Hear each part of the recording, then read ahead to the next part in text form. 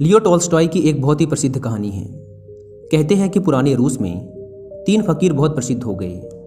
वे इतने प्रसिद्ध हो गए कि वहाँ का जो सबसे बड़ा पादरी था उसे उन तीनों फकीरों से बड़ी ईर्ष्या होने लगी, क्योंकि धीरे धीरे लोगों ने चर्च में आना ही बंद कर दिया था।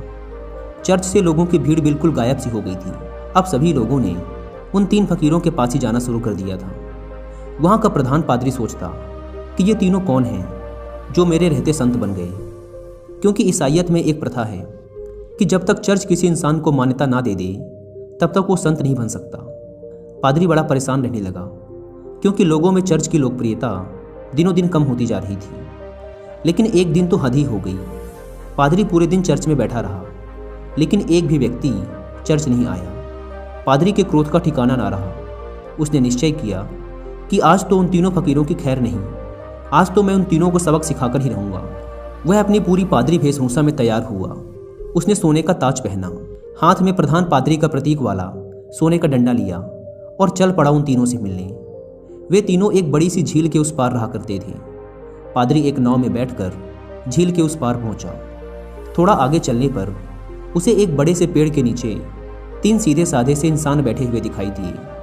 वे तीनों पलथी मारकर चुपचाप उस पेड़ के नीचे बैठे हुए थे। पादरी ने उनके पास जाकर कहा, क्या तुम तीनों ही वो प्रसिद्ध संत हो जिनके कारण लोगों ने मेरे चर्च में आना बंद कर दिया है? उन तीनों ने कहा, संत? अरे नहीं नहीं, हम किस बात के संत? हम संत बनने के लायक नहीं हैं। ये तो यहाँ के लोग कहते हैं कि हम तीनों संत हैं। पता नहीं किसने ये झूठी अफवाह फैला दी, जिसे सुनकर लोगों की भीड़ यहाँ आती है। हम तो रोज ही इन्हें मना करते हैं कि यहाँ मत आया करो, लेकिन हम जितना मना करते हैं भीड़ उतनी ही बढ़ती जा रही है। हम इस भीड़ से परेशान हो चुके हैं। ये भीड़ भाड़ हमें रुचती नहीं। हम तो एकांत में ही रहना चाहते हैं। अच्छा हुआ आप आ गए। अब आप ही बचाइए हमें इस भीड़ से। यह सुन वह पादरी तो खुशी से फूला न समाया। सोचने लगा, ये तो बड़े ही भोले लोग निकले। खटिया खड़ी कर दूंगा इन तीनों की। आज तो इन तीनों को लाइन में लगाकर ही जाऊंगा। पादरी ने पूछा, लेकिन तुम तीनों करते क्या हो? उन्होंने कहा, कुछ नहीं, बस इस पेड़ के नीचे बैठकर ईश्वर की प्रार्थना करते हैं। पादरी ने पूछा, बाइबल कहाँ है? उन तीनों ने अपना सिर नीचे झुका लिया। पादरी ने पूछा, क्या हुआ? उन्होंने कहा, अब क्या बताएं आपसे, हम तीनों ही अनपढ़ हैं, हमें पढ़ना नहीं आता। बाइबल रखकर भी क्या करेंगे? यह सुनकर तो वह पादरी और भी खुश हुआ। सोचने लगा, अनपढ़ हैं फिर भी इतने सारे लोगों को बेवकूफ़ बना रखा है। इनकी तो मैं मटिया मेट कर डालूंगा, पूरे शहर के सामने इनकी बेइज्जती करूंगा। पादरी ने पूछा, फिर तुम लोग प्रार्थना कैसे करते हो? चर्च की प्रार्थना तो तुम्हें याद होगी ना? यह सुन उन तीनों ने फिर से अपना सिर नीचे झुका लिया। पादरी ने पूछा, अब क्या हुआ? तुम लोगों ने फिर से अपना सिर नीचे क्यों झुका लिया? उन्होंने कहा, क्या बताएं, बड़ी लज्जा आ रही है आपसे बताते हुए कि हमें प्रार्थना भी नहीं आती। पादरी ने आश्चर्य से कहा, क्या तुम्हें प्रार्थना भी नहीं आती? उन तीनों ने नाम में अपना सिर हिला दिया। पादरी ने कहा, फिर तुम तीनों प्रार्थना करते कैसे हो? उन्होंने कहा, आपके चर्च की प्रार्थना तो बड़ी लंबी चौड़ी है, हम अनपढ़ गवारों को याद ही ना हो पाई, और फिर गलत पढ़ने का कोई मतलब भी नहीं है। इसलिए बहुत सोचने के बाद, बहुत गणित भिड़ाने के बाद हमने अपनी खुद की एक प्रार्थना बना ली। यह सुन पादरी जोर से चिल्लाया, क्या तुमने अपनी खुद की प्रार्थना बना ली?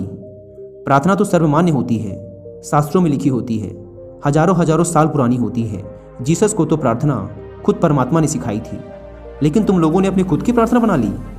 उन्होंने कहा, हमसे बहुत बड़ी गलती हो गई, हमें माफ़ करें। हम अनपढ़ गंवार इंसान, हमें कुछ नहीं पता। अब आप हमें जो प्रार्थना सिखाएंगे हम वही प्रार्थना आज से करेंगे। हम आपके पैर पड़ते हैं, हमसे बहुत बड़ी गलती हो गई, हमें क्षमा करें और आप हमें अपनी वाली प्रार्थना सिखाएं। लेकिन पादरी के मन में भी जिज्ञासा जागी कि देखूं तो इन्होंने कौन सी प्रार्थना बनाई है।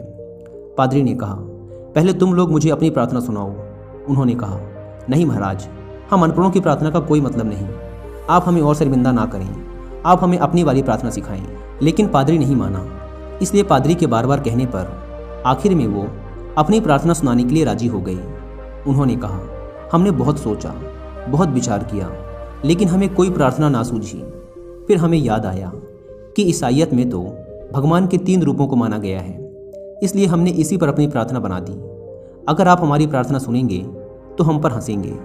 इसके बाद वे तीनों चुप हो गए। पादरी ने कहा, अरे बताओ। नहीं हंसूंगा मैं। उन्होंने कहा, भगवान के 3 रूप हैं, इसलिए हमने प्रार्थना बना दी कि हम भी 3, तुम भी 3, हम पर कृपा करो। यह सुन तो वह गंभीर पादरी भी हंस पड़ा।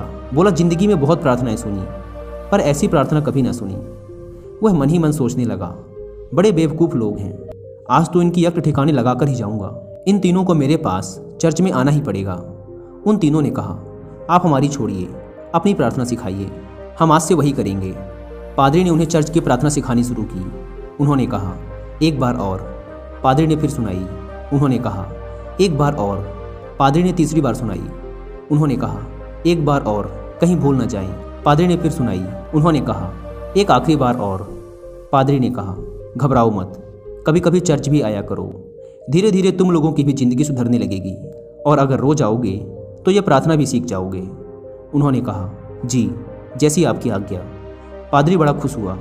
उसने कहा, तुम लोग डरना मत, चर्च आओ, मैं तुम्हें माफ़ कर दूंगा और लोगों से भी माफ़ करवा दूंगा। उन्होंने कहा, आपका बहुत बहुत धन्यवाद, आप बड़े महान इंसान हैं। पादरी ने सोचा, चलो एक झंझट छूटी, इन मूर्खों को तो लाइन पे ले आया। वह अपनी नाव पर बैठकर वापस जाने लगा।